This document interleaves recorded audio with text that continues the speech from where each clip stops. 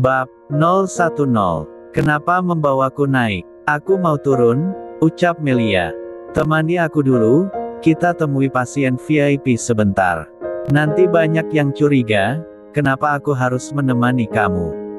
Pasien VIP ini salah satu pemegang saham, dia ingin bertemu denganmu. Dia mendengar banyak cerita tentang kamu. Melia terdiam. Selain para direksi, dekati juga para pemegang saham. Setelahnya jalanmu menuju kursiku akan semakin lancar. Melia mengulum senyum, sangat tidak sabar menantikan hari itu. Hari di mana dia akan membanggakan keluarganya yang sudah tiada. Sampai di salah satu ruang rawat VIP, Nizam dan Melia langsung menemui sang pasien yang juga adalah salah satu pemegang saham di Rumah Sakit Antariksa, Daniel Lincoln. Tuan Daniel, sapa Nizam dan Daniel pun menyambut baik sapaan itu. Di sana ada perkenalan singkat di antara semua orang. Bocah kecil bernama Raiden juga memperkenalkan dirinya dengan sopan. Membuat Melia merasa gemas. Jadi membayangkan jika nanti dia memiliki anak laki-laki sepintar Raiden. Selesai perkenalan, Nizam mulai melakukan pemeriksaan dengan Melia yang mendampingi. Dilihat oleh mereka keadaan Daniel yang baik-baik saja, bahkan dari mata, telapak tangan dan mulut tidak ada tanda-tanda penyakit yang sedang menyerang. Suhu tubuh normal, tekanan darah normal dan fisik segar bugar. Tapi Daniel mengeluh dadanya sakit. Sebaiknya kita lakukan pemeriksaan lanjutan Tuan, kita pergi ke lab untuk memeriksa semua organ dalam Tuan, ucap Nizam. Penyakit dalam memang akan lebih akurat setelah dilakukan pemeriksaan lanjutan. Tapi bukannya setuju, Daniel malah langsung menolaknya dengan cepat. Tidak separah itu Dokter Nizam, sepertinya aku hanya butuh infus, kilah Daniel. Tapi tekanan darah Anda normal Tuan, kondisi fisik Anda juga bagus, tidak perlu menggunakan infus. Lebih baik kita melakukan pemeriksaan lanjutan. Kalau ternyata ada yang tidak beres di dadaku, apa aku akan dioperasi dok? Itu langkah terakhir Tuan, lebih baik kita pastikan dulu. Kalau dioperasi apa aku akan dibius sampai tidak sadar dok? Bius dengan dosis yang aman. Bagaimana jika dokter itu membiusku sampai mati? Tidak akan ada yang seperti itu Tuan, jawab Nizam dengan mengulum senyum tipis. Sementara Melia sedang berusaha menahan tawanya. Melia pikir pasien VIP yang akan dia temui adalah pasien yang mengerikan dan menyebalkan. Ternyata dugaannya salah, Daniel adalah pasien yang aneh. Baiklah, besok aku akan melakukan pemeriksaan lanjutan. Sekarang lebih baik panggil dokter biusnya, aku ingin bicara empat mata, pinta Daniel. Baiklah Tuan. Nizam mengabulkan permintaannya dengan mudah. Sebisa mungkin, keinginan para pemegang saham memang harus dipenuhi. Sebagai bentuk pelayanan yang terbaik. Oh ya Dokter Melia, aku ingin dokter biusnya yang satu tim denganmu saat kamu melakukan operasi gadis remaja itu, pinta Daniel lagi. Dan Melia menganggukkan kepala sebagai tanda iya dan hormatnya. Setelah sepakat, Nizam dan Melia pamit keluar, memanggil Karin untuk datang ke ruang VIP ini. Kini Nizam dan Melia kembali berada di dalam lift hendak turun ke lantai 1. Kupikir pasiennya sudah tua dan menyebalkan, ternyata. Ternyata apa? Potong Nizam langsung. Ternyata masih muda dan tampan. Tanya Nizam langsung, belum sempat Melia menjawab pertanyaannya yang pertama. Tapi pertanyaan kedua Nizam itu membuat Melia mengerutkan dahi. Kenapa jadi muda dan tampan? Apa Nizam cemburu? Pikirnya. Kamu cemburu? Tanya Melia. Apa yang ada di dalam kepalanya, itulah yang dia ucapkan. Nizam tidak menjawab, malah menatap Melia dingin. Dia masih ingat dengan jelas saat Melia tersenyum lebar di ruang VIP tadi. Senyum untuk Raiden namun Nizam mengartikannya itu senyum untuk Daniel. Kenapa menatapku seperti itu? Tanya Melia lagi. Lihat leherku, apa wanita dengan banyak bercak seperti ini layak untuk dicemburui? Kesal Melia, Dia sangat yakin jika pasien di ruang VIP tadi pun melihatnya juga. Dan menyadari itu, Nizam langsung mengulum senyum. Dia menarik Melia dan didekapnya erat, namun buru-buru melepas saat tiba-tiba pintu lift terbuka. Dengan segera mereka mengambil jarak aman. Beberapa perawat yang berada di luar lift langsung menunduk memberikan hormat saat melihat di dalam sana ada sang direktur utama. Dan Nizam hanya menganggukkan kepalanya kecil sebagai balasan. Sama-sama memasang wajah dingin, Nizam dan Melia akhirnya keluar dari lift itu. Mereka mengambil jalan yang berbeda, Nizam ke sisi kiri dan Melia ke sisi kanan. Tidak ada lagi pembicaraan ataupun isyarat apapun, mereka berdua benar-benar terlihat seperti orang asing. Tapi meski begitu, kebersamaan mereka berdua tetap saja jadi bahan pembicaraan. Mulai dijodoh-jodohkan dan membuat Siska geram. Waktu berlalu. Sudah 1 bulan Melia bekerja di rumah sakit antariksa, selama itu juga belum ada yang tahu siapa identitas Melia yang sesungguhnya. Melia dan Nizam pun semakin lihai menyembunyikan status mereka. Hanya sapaan hormat dan tidak ada komunikasi apapun jika di tengah keramaian. Melia juga selalu menyelesaikan masalahnya sendiri, dia tidak pernah melibatkan Nizam. Anton pun benar-benar sudah berubah.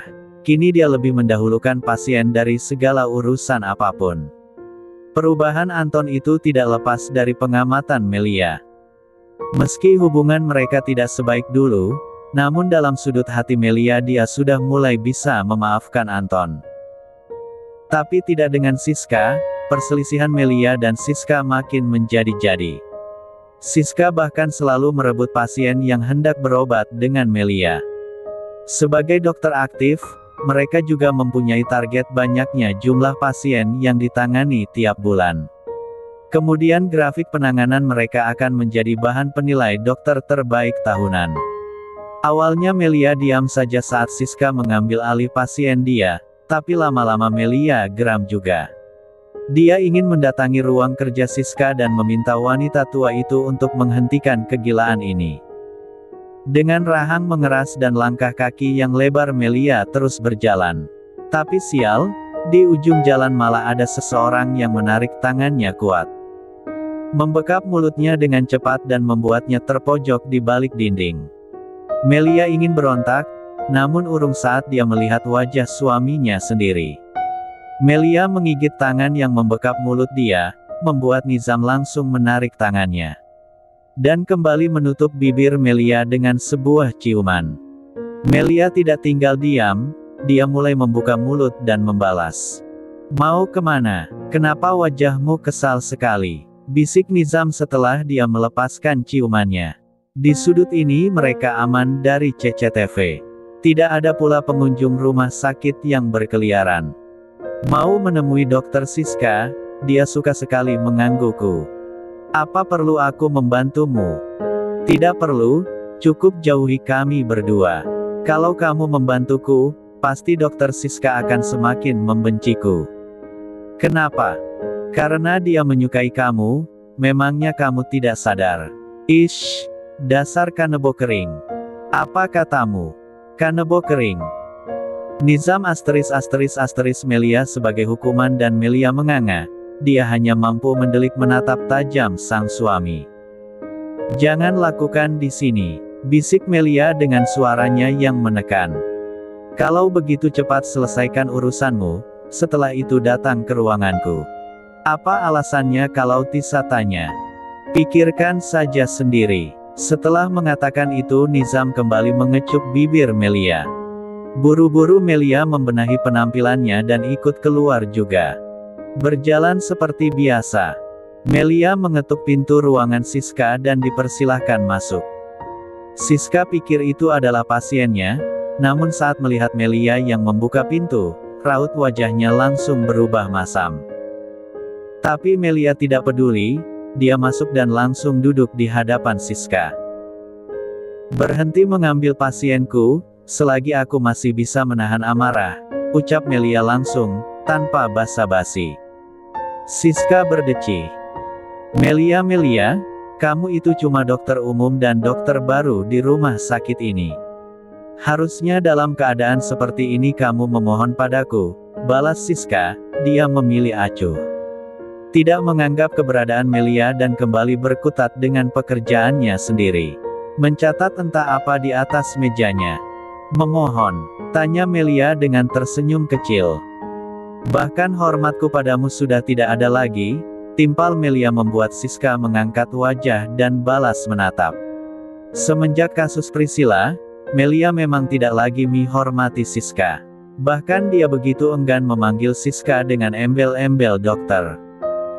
Dokter Anton sudah mengatakan semuanya padaku, tentang kamu sebagai dalang dari obat mual di dalam sup Priscilla, balas Melia lagi, lengkap dengan senyumnya yang menyebalkan. Senyum miring yang nampak menghina. Siska mengepalkan tangannya yang berada di atas meja. Kamu tidak punya bukti, Lia, jangan asal bicara jika tidak ingin dianggap pembohong, jawab Siska. Kalau aku sendiri mungkin orang lain tidak akan percaya. Tapi bagaimana jika aku mengajak Dokter Anton untuk menyudutkanmu? Tantang Melia, selama ini Siska selalu mengajak orang lain untuk memusuhi dia, bagaimana jika kini kondisinya dibalik? Melia melihat dengan jelas raut wajah Siska yang semakin geram. Jadi ayo hidup dengan damai, aku tidak akan mengusikmu selama kamu diam saja, timpal Melia lagi. Tujuannya masuk ke rumah sakit ini adalah mengawasi manajemen secara diam-diam, juga menunjukkan kemampuannya dalam bidang kedokteran. Tapi Siska selalu saja menghalau langkahnya, membuat dia marah. Dan setelah mengatakan itu Melia bangkit dari duduknya lalu keluar. Sementara Siska langsung melemparkan pena yang dia pegang ke arah pintu. Dia sangat membenci Melia, sangat. Kamu tidak akan pernah bisa melawan aku, Lia. Sampai kapanpun di rumah sakit ini hanya akulah ratunya. Jadi jangan coba-coba untuk merebut, geram Siska. Semenjak Melia datang ke rumah sakit ini, semua orang mulai membandingkan antara dia dan Melia. Tapi parahnya, kini banyak orang-orang yang mendukung Melia. Selesai urusan dengan Siska, kini Melia hendak kembali ke IGD. Namun langkah kakinya terhenti saat dia ingat pesan Nizam beberapa saat lalu, mengatakan jika setelah urusannya selesai, dia diminta untuk datang ke ruangan sang dirut. Melia mencebik, lantas memutar badan dan melanjutkan langkah ke ruangan Nizam. Dalam hatinya terus menggerutu, sudah dia tebak apa yang akan terjadi di dalam ruangan itu nanti. Pasti suami mesyumnya itu akan meminta jatah pelayan tambahan. Hanya membayangkannya saja sudah berhasil membuat Melia berdesir, selama ini mereka memang tidak pernah melakukannya di rumah sakit. Di ruangan Nizam mereka hanya saling bermesraan. Tapi entah hari ini, Melia merasakan hawa yang lain. Setelah berjalan sekitar 5 menit, akhirnya Melia tiba di ruangan Nizam. Dia masuk dan langsung mengunci pintu tanpa disuruh. Melihat suaminya yang menyambut dia dengan senyum kecil, Nizam melambai, meminta Melia untuk mendekat dan duduk di atas pangkuannya. Sementara Melia seperti anak kerbau yang dicucuk hidungnya, menurut saja pada perintah sang tuan. Sudah bertemu dengan Dokter Siska? Tanya Nizam dan Melia mengangguk. Nizam duduk di kursi kerjanya dan memangku Melia, memeluk erat pinggang istrinya ini. Sementara Melia menggantungkan kedua tangannya di leher sang suami. Mereka saling tatap. Kenapa memintaku datang? Aku tidak bisa lama-lama, ucap Melia, juga bertanya. Tidak bisa lama-lama. Melia mengangguk. Memangnya dokter jaga yang lain tidak datang? Datang sih, tapi kan tetap saja tidak enak jika aku pergi terus. Sekali saja bersikaplah egois. Kadang aku merasa mereka memanfaatkan keahlianmu. Jadi semua kasus yang sulit selalu dilempar padamu. Melia tersenyum. Aku juga merasa begitu, tapi percayalah, sebenarnya mereka yang rugi. Jika seperti itu terus mereka tidak akan pernah belajar. Kini Nizam yang tersenyum, Melia selalu saja seperti itu. Melihat segala sesuatunya dari sudut pandang yang positif. Buka kancing baju atasmu, titah Nizam, membuat senyum kecil Melia langsung hilang. Mau apa? Mau itu. Kenapa tidak buka sendiri? Aku lebih suka melihat saat kamu yang membukanya, lebih membuatku berdesir. Dasar mesum. Memang, cepat buka. Katamu tidak boleh lama-lama. Dengan bibir mengerucut, Melia melepaskan jas dokter warna putihnya. Meletakkannya di atas meja Nizam. Mereka sama-sama hanyut. Lalu langsung mendelik saat mendengar pintu ruangan itu diketuk. Tok tok tok. Nizam melepaskan kulumannya, sementara Melia langsung bergegas turun. Ah, bagaimana ini? Melia cemas. Tenanglah Lia, jangan gugup, pinta Nizam. Dia bangkit dan mengecup bibir Melia lalu membenahi baju istrinya. Nizam bisa tenang, tapi Melia sudah merasa seperti digerebek. Setelah bajunya rapi, Melia membuka pintu ruangan itu. Sedangkan Nizam sudah kembali duduk di kursi kebesarannya. Tatapan Melia langsung bertemu dengan manik hitam milik Anton. Dek, Melia sangat terkejut. Entahlah dalam benaknya langsung terbayang jika ulahnya dan Nizam tadi ketahuan. Tapi Melia mencoba tenang, dia membuka pintunya lebar dan sedikit menyingkir memberi akses Anton untuk masuk. Dokter Nizam, saya permisi, ucap Melia setelah dia dan Anton kembali menghadap. Baiklah Dokter Melia, balas Nizam dengan suaranya yang datar dan raut wajah tanpa ekspresi. Melia mengangguk kecil lalu hendak berlalu. Namun kembali urung saat mendengar suara Nizam yang memanggil. Dokter Melia, jangan tinggalkan jas Anda, ucap Nizam lagi, membuat keadaan di sini akhirnya jadi sangat canggung. Kenapa Melia sampai melepaskan jas dokternya? Kenapa jas Melia ada di meja Nizam? Dan banyak kenapa-kenapa lagi di benak Anton. Dengan canggung yang coba ditutupi, Melia kembali mengambil jasnya. Lalu menunduk hormat dan benar-benar keluar dari ruangan itu dengan jantung yang bergemuruh hebat. Ah sial, ini sangat tidak bagus untuk kesehatan jantung dan mentalku. Gerutu Melia saat dia sudah keluar. Di langkah kakinya yang buru-buru, Melia juga berulang kali memukuli kepalanya sendiri. Berulang kali merutuki dirinya sendiri. Bodoh bodoh bodoh bodoh.